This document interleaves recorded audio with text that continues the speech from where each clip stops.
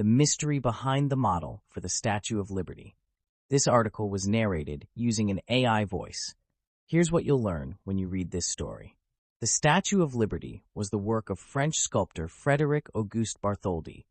For more than a century, people have wondered about the model Bartholdi used for Lady Liberty. Historical records indicate the sculptor drew inspiration from ancient Egypt and his mother. When Liberty Enlightening the World arrived in New York Harbor on June 17, 1885, the statue didn't yet have a pedestal on which to stand.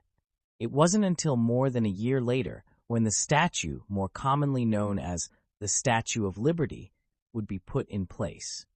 To celebrate its dedication on October 28, 1886, 1 million New Yorkers attended parades both on land and water. This was no surprise to the sculptor, Frenchman Frédéric Auguste Bartholdi. He had selected the site on which she would stand specifically because people on every entering ship would see the statue.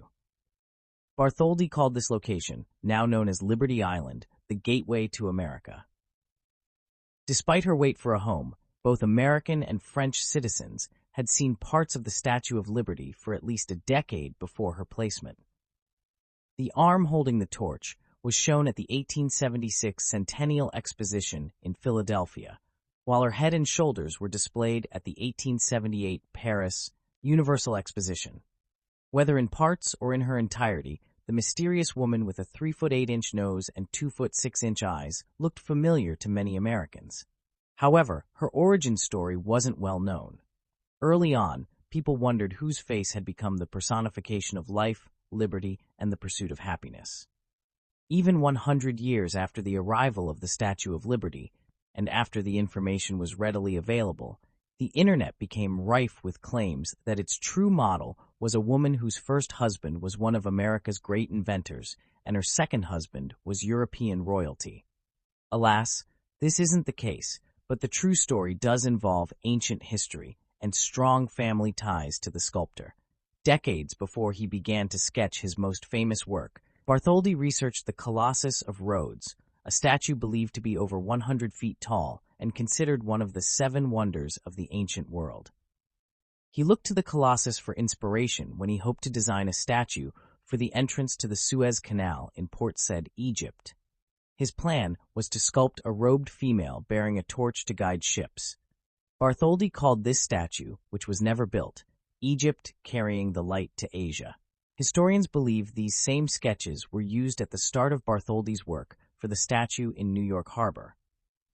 The two are remarkably similar, though the fella, or peasant woman, shown in the early sketches is Middle Eastern and doesn't wear a crown. In truth, most historians think Bartholdi used his mother, Augusta Charlotte Bartholdi, as a model for the Statue of Liberty.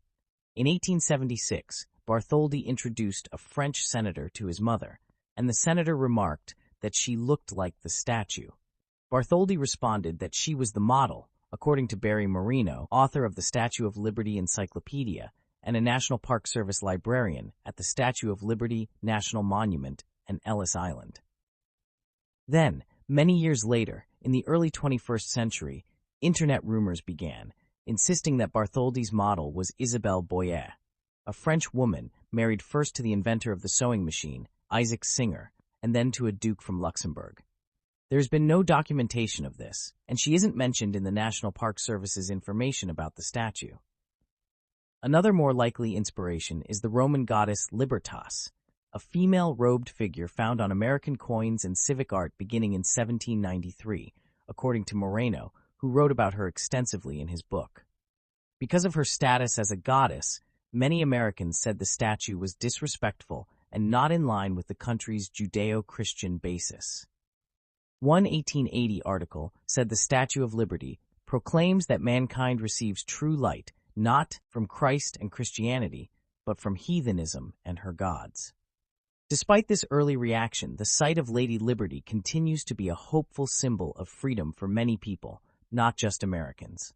This might explain why there are hundreds of statues of liberty of all sizes around the world, including an original model in Paris and a replica in the first Legoland in Billund, Denmark, that's made of 400,000 Lego bricks. There is one in Las Vegas and one in Tokyo Bay, but none of these works are as magnificent as the real thing. especially because of her impressive dimensions. From the base to the top of the torch, Liberty Enlightening the World is 305 feet, once the tallest metal statue ever constructed. There are at least two other Statue of Liberty claims to fame. Gustave Eiffel, engineer of the Eiffel Tower, designed the interior armature of Lady Liberty, helping to prove that the Paris monument could be safely constructed. The statue had to support its own weight, handle the extreme weather of New York, and not create electrical charges because of its interaction with water. Eiffel's team first built the statue in France, then dismantled it for its journey to New York. Second, the statue is also beloved for the poem The New Colossus by Emma Lazarus, etched into her base. For decades, it seemed to speak directly to each of the over 12 million future Americans who passed through the immigration tests and inspections at Ellis Island, right next to Liberty Island.